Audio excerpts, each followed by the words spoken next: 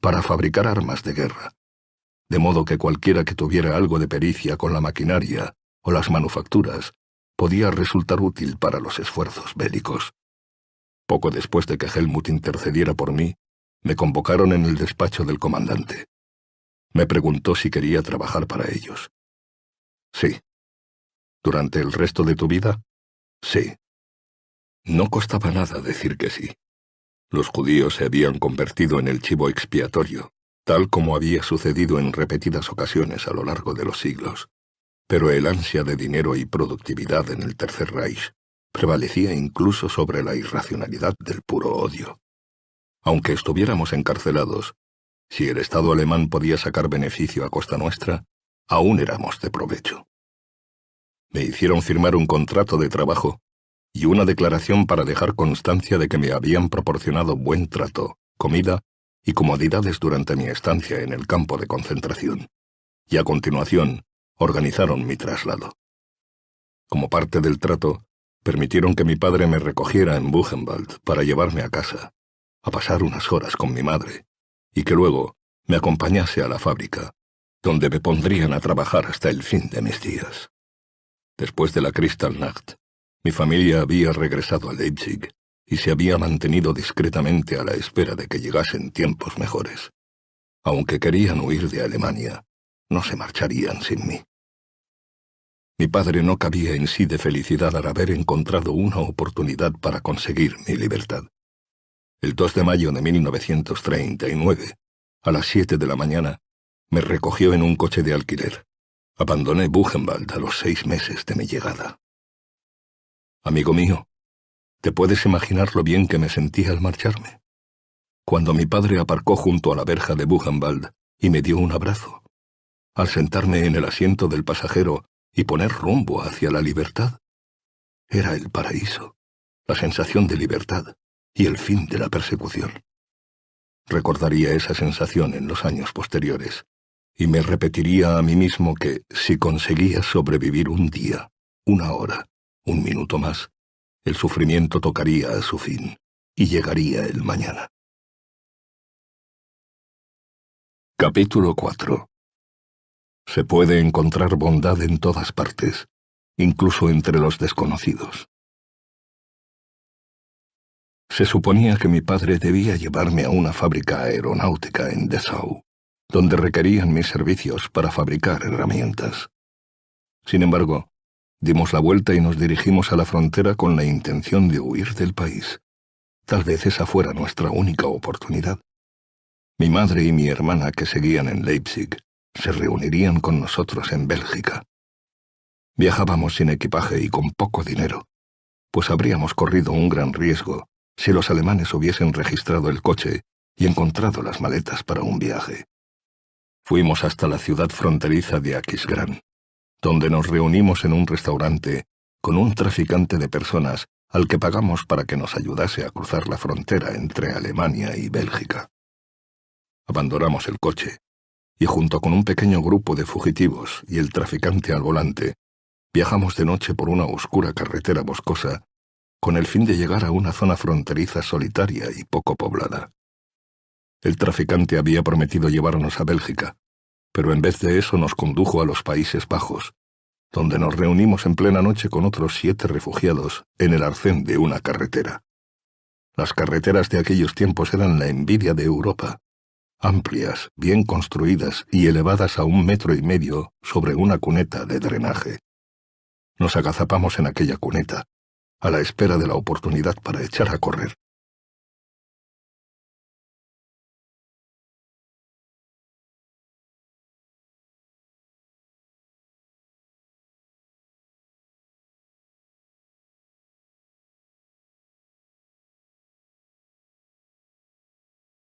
Genuinely imagine what you would look like Imagine where you would live. Imagine the car you would drive. Imagine how much your woman would respect you. Imagine the love you would see in her eyes when she looks at you with adoration like a king. Imagine your existence. That person is waiting for you, and the only thing that's stopping you from being that person is your monumental laziness. You can have it. The universe is very giving. It will give you anything you work for. I've never seen somebody try for something with all of their might and not get it. The only people who do not have the things they want are the people who do not try for them. I've never seen a person wake up and say, my only dedication in life is to solve a Rubik's Cube and fail. You are not stupid. You are not incompetent. You are lazy and arrogant. It's extremely important you understand that that person is waiting for you, and you are declining that version of yourself. In the multiverse, in the many different versions of the universe that exist, there is a version of you that does those exact things, and he is a greater person than you can even fathom. You can transform yourself into that guy. You can be a top G.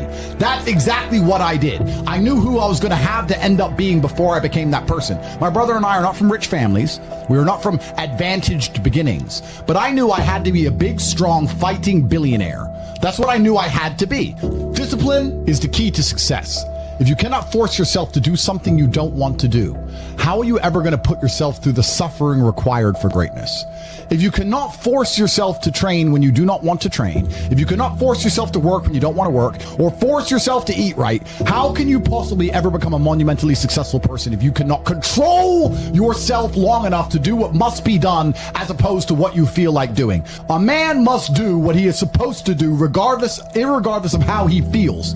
That is the key component to masculinity, is discipline. If you do not have the discipline to dedicate yourself to anything, you are going to fail and be crushed by the people who can. If you only go to the gym when you feel like going to the gym, you're never going to be as strong as the people who go to the gym when they don't feel like going to the gym. That is a reality of life.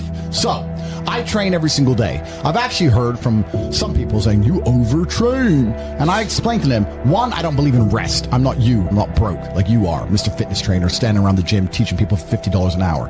I don't need to listen to you. Secondly, I don't train because I want to get bigger. I train every day because it is difficult to train every day. It hurts. I don't want to. I wake up and I'm busy. I have other things to do. I don't feel like doing it, so I force myself to do it 7 days a week, 365 days a year, so that I know I'm the kind of person who can do what he doesn't want to do when it needs to be done. I am that man, and it's more of a mental exercise than a physical exercise at this point. How can you ever outcompete me if I can force myself to do the things I don't want to do and you cannot? Discipline is absolutely essential for success, and you need to get very comfortable and very used to the idea of understanding that on your path to greatness, there are going to be long periods of time where you hate what you are doing, where you are dissatisfied with the actions you must undertake, where you are tired, where you are stressed. That is why it is difficult. That is why most people won't make it. If the path was easy, everybody would walk it and it would lead nowhere. 100 people start the path, 99 fall off because it is difficult, and the one person who makes it to the end gets the gold. If all 100 made it to the end and the gold was divided by 100, it wouldn't even be worth anything. The difficulty gives it value. The fact that it is difficult to do is the key component into the fact you want it in the first place. If it wasn't difficult, everyone would have it and you wouldn't want it because no one would respect it. It's supposed to be hard. Life is supposed to be hard. You're supposed to think this is terrible. You're supposed to suffer and smile through the pain regardless. Discipline is the key to success in all realms as a man. And if you lack it, you stand no chance. You can give most people a roadmap to success. You can give them a Ferrari with a full tank of gas, and a lot of people still wouldn't make the destination because they would say the drive is too far away. Quitters, they don't have the discipline. You can tell them exactly how to do it. You can give them the mechanism to get there, but they don't have the discipline to complete the drive and end up at the destination. That is the majority of Earth. This is your competition. People who, even if they are told what to do and people tell them exactly how to do it and help them do it, still quit, still fail because they lack discipline. Even me, with my monumental powers, I can't make a quitter successful. It doesn't matter how good I am. It doesn't matter how easily I make it for them to succeed. It doesn't matter how compendious and concise and powerful the real world is. It doesn't matter how much I text them and motivate them, how many emergency meetings I do to try and talk to them and hype them up, how much motivation I give them. It doesn't matter what I do. If they are a quitter, guess what they're going to do? They're going to quit. No matter how simple the map is to read, no matter how fast a Ferrari is, somewhere along the drive, the sun's going to get in their eyes, meh, meh, and they're going to sit there and go, I don't like this is hard, and they're going to quit.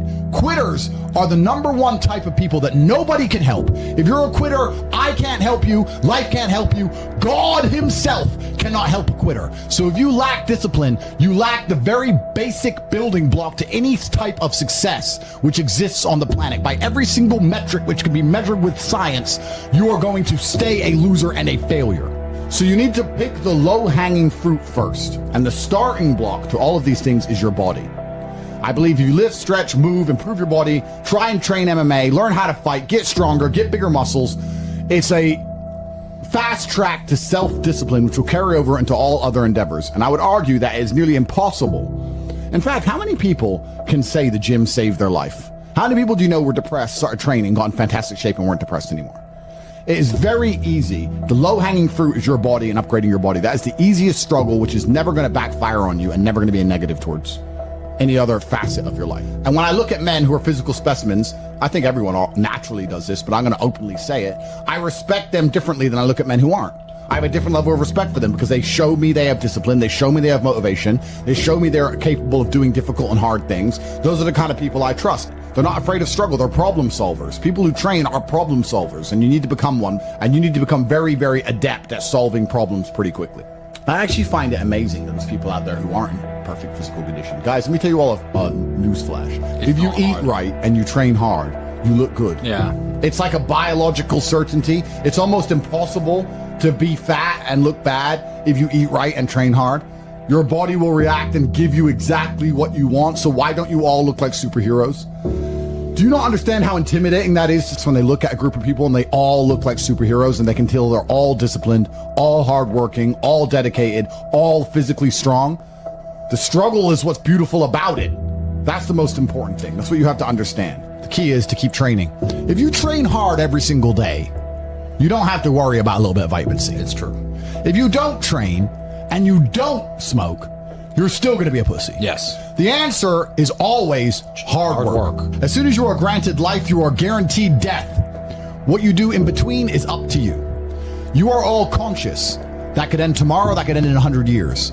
But the time between the beginning of your consciousness and the end of it is completely up to you. Training is never the wrong decision. If you are free, you should train. If you are rich, you should train. If you are poor, you should train. If you smoke, you should train. If you don't smoke, you should train. If you drink, you should train. If you don't drink, you should train. You cannot escape that hard work is always the correct decision. There is no time in any scenario when working hard is going to be the wrong answer. You should always try your very best in all things. I always knew the answer to everything is raw action. The answer to everything has always been raw action. My dad had a tweet about this. He said that raw action solves all. So when I was broke, I was never like, I'm poor, what do I do? It was, I'm poor, I have to do something. If I was broke, I'd go for a run. That's why I was such a great fighter. If I was broke, I'd sit there and go, I'm actually poor. How do I make money? Dunno. Where can I get some cash? Dunno. What work can I do? Dunno. I'll just go for a run then. And I just go for a 3-mile run. You just have to say, well, I have to do something. I can't just sit still and die. A lot of people are happy to just sit still and die or can go to sleep and take a nap. Well, if that's what you want to do, then you can stay a loser. That's fine. I'm glad there are losers because if everyone had Lamborghinis, my Lamborghini wouldn't be fun to show off. I need you to look at it and feel the deep pain in your heart of regret and failure. That's the whole point of it. I need to drive my Bugatti and everyone be looking at it going, I'll never have one of those. And I can get all their energy and feel it all, and it makes me happy. Fantastic. So you can sit at home and do nothing. But when I was poor, I had to go for a run. I couldn't sit still or lift weights or do something. I couldn't even sleep. So raw action solves everything. I understood that at a young age. But as you get older, you get to look back and you get to put your whole story together, the whole tapestry together. I knew I wouldn't stay poor. Did I ever think I'd get this rich? Well, I never said I wouldn't, but did I ever think it would probably happen at this level? No, but it's amazing how the compounding interest of just endless raw action adds up. I've never had a lazy day. I've never skipped work, never missed an email, never had a day off, ever. You name if you were to go through the last 3 years of my life, you will see that there's never been a day where I wasn't doing what I was supposed to do. And it all just adds up, and then monumental success comes, and you get to laugh at everybody else, ha ha ha, and life's great. I find it amazing that, I speak to people my age, and I say, in my 20s, I spent maybe I don't know, let's say 3 hours a day. What's a decade at 3 hours a day? Let's say 10,000 hours. I spent 10,000 hours in the gym training. You're the same age as me. What did you do with those 10,000 hours? And they can't even tell me what they did. What did you do? Watch TV, go out, go pub, sit around, sleep, nap, chase women? What did you actually do? We had the same amount of waking hours and the same amount of minutes. I know where 10,000 hours of my minutes went, and that's why I'm the champ.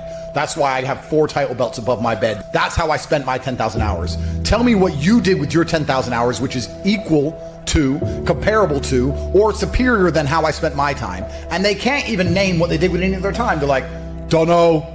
So if you're 16, you need to be using every single waking minute towards things you're going to remember. You're going to remember training. You're going to remember working hard. You're going to remember trying to make money. You're spending your life and wasting your time doing things you're not even going to be able to recollect in a few years. You're going to wonder why you fall behind the people who don't waste time. Time is the ultimate currency. Time is money. Time is also strength and power and networks, connection. Time is everything. You can convert it. It's like malleable. Time is like Play-Doh. Yeah. You can turn it into anything. You can turn it into muscles if you go to the gym. Turn it into fighting prowess if you go to the fight gym. But people have all this time and they just mush around with it. And then they're like, don't know why I'm failing. I wish I was successful. You shouldn't wake up and say, how happy am I today? How does that affect how I act? That's not how I operate. I wake up and say, what must be done? What will allow me to be proud of myself? What will allow me to achieve? And those things will be done regardless of how I feel. And that's how the most successful people on earth all operate. The most successful people on earth don't only do things because they feel happy about doing them.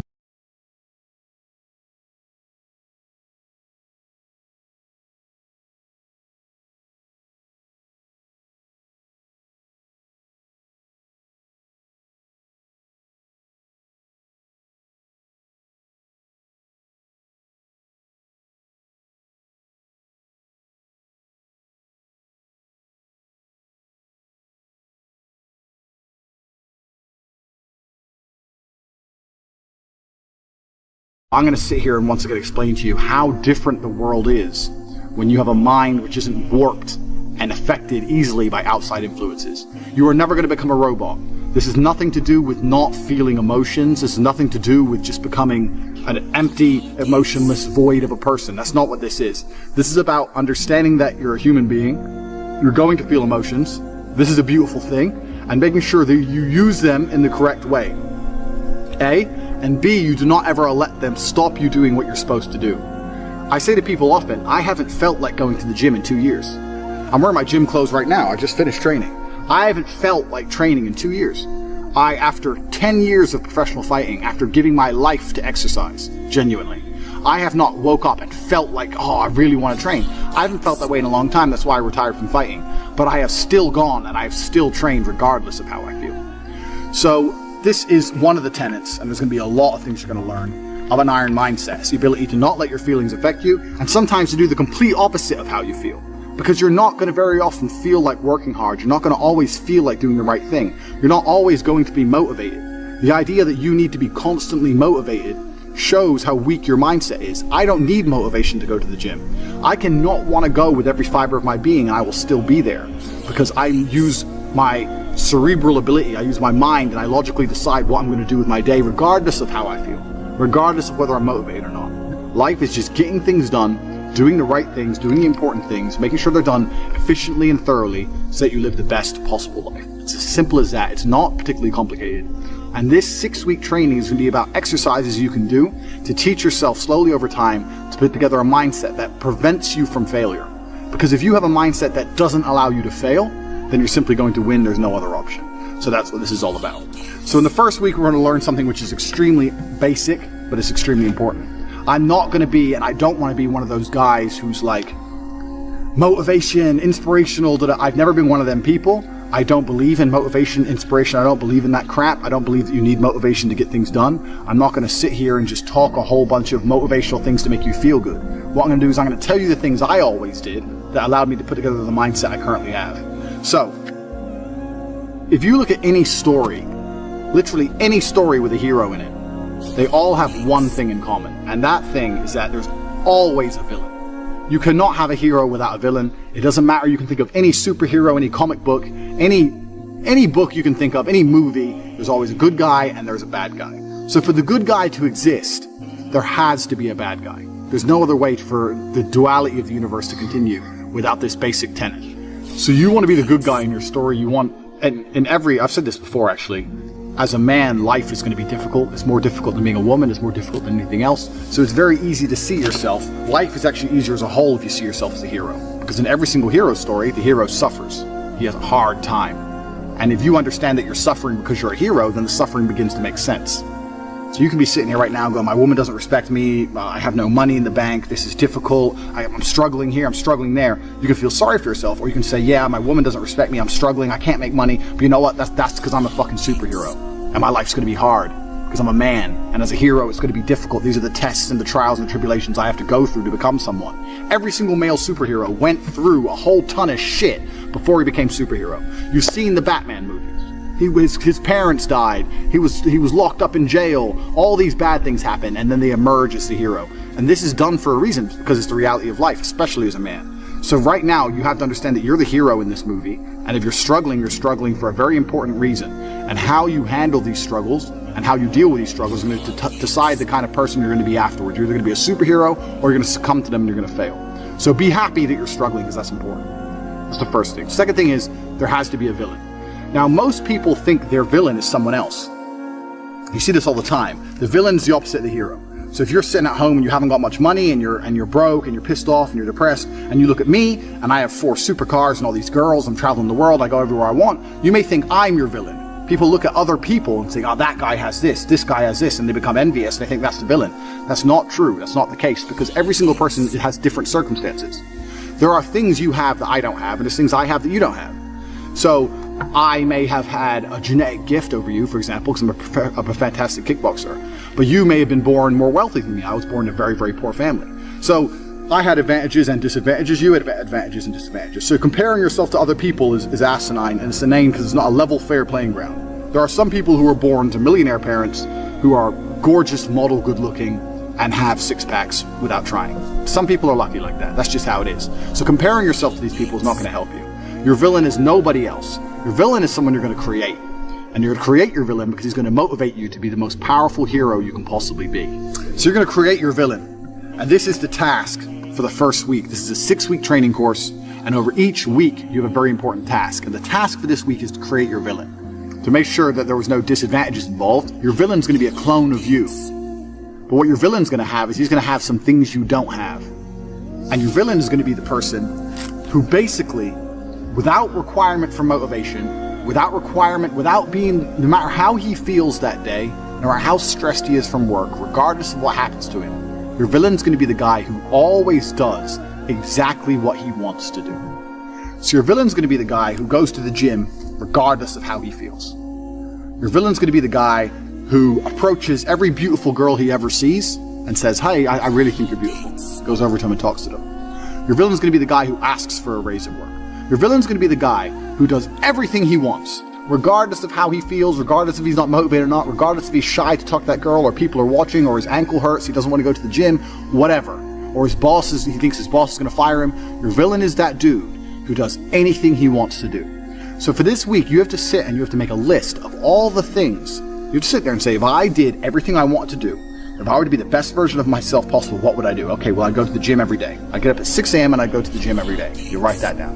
I'd approach every beautiful girl I ever see and I'd introduce myself and try and get their Instagram or their number. You'd write that down. For example, I'd start a side business. Even though I don't know anything about it, I'd learn how to make websites. My villain's the kind of guy who would sit there and he'd learn how to do it by himself, and he'd start his own online business. Write that down. My villain's the kind of guy who reads really important books. I say I don't have time, but my enemy, this villain, he reads books. He finds time. He doesn't watch TV ever. He doesn't waste time ever. He doesn't eat junk food. He reads books. Writes it down.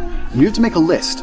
Now this list at first should be easy for you, but then you're going to get to about 7 or 8 things and you're going to stop. No, this list needs to be 25 to 30 points long, minimum, because this is going to become your enemy for the next 6 weeks of training. You want to become a hero, you need someone to battle against. This is who you're battling against. You're battling against a better version of yourself, a version of yourself that doesn't succumb to how he feels, but does what he's supposed to do anyway. So this is who your villain's going to be. And when you're writing down this list, all the qualities your villain has, imagine what this person looks like. You have to put genuine effort into this. You have to imagine what he looks like, imagine how he walks, imagine how he talks, imagine what people think when they see him. Imagine how different you would be if you had been going to the gym every single day for an hour and a half, every single day for the last 2, 3, 4 years. Imagine it. Imagine how differently people would look at you. Imagine how differently females would treat you if you were jacked like that guy would be. You have to sit and you have to put down all these qualities, and then once the qualities are there, 25 or 30 minimum, then you have to imagine what kind of person this is. You have to imagine what he looks like, what he talks like, what he thinks like. Imagine how he views the world, because this is who you're going to be battling against. So you have to put genuine effort into constructing this person and understanding this person. The reason I'm saying do this is because this is what motivates me every single day. When I was training for a fight, the reason I'd always go train is because I knew my enemy was training. But when I stopped fighting professionally, I thought, well, what enemy do I have? And I realized I had to create my own. So when I don't feel like going to the gym, I imagine I've built my own enemy. I won't even list all the things that my enemy has. He has a whole bunch of shit I don't have. And he would be an nearly impossible person to beat. But when I sit and I don't feel like going to the gym, I know my enemy's training, because he trains no matter what, regardless of how he feels, regardless if he's pissed off, or if there's traffic, or it's raining, or he's tired. My enemy trains. When I see a girl and she's beautiful, but all her friends are there, I'm afraid they're going to laugh at me, my enemy wouldn't give a f***. He'd go over there anyway. That's who he is. He's the man. So when I understood who I was truly battling against, then you have two choices. You either rise up to try and take him on, or you become a little pussy. You have the choice. Do I want to lose to this man I've created and I've built? Do I want to lose to him, or do I want to beat him or compete with him? And you have to make a choice, and you sit there and go, well, I know that the person I created in my mind, my arch nemesis, would go over there and he'd talk to all the girls. Two of them, let alone one. And the crazy thing about all of this is that this person is you. This person is you. It's just you with a little bit of a different path or a different take on life. It's you.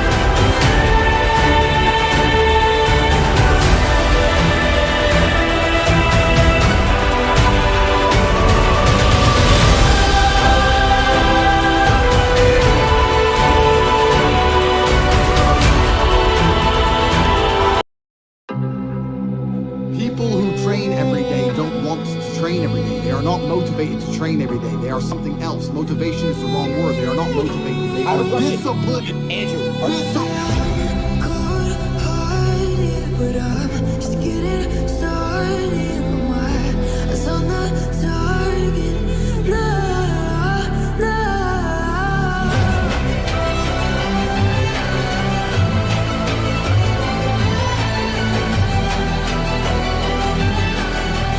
You're the better ones, you king of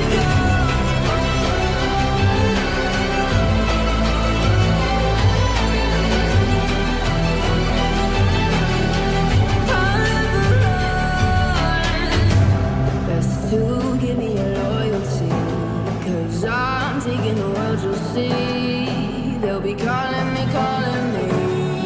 they'll be calling me.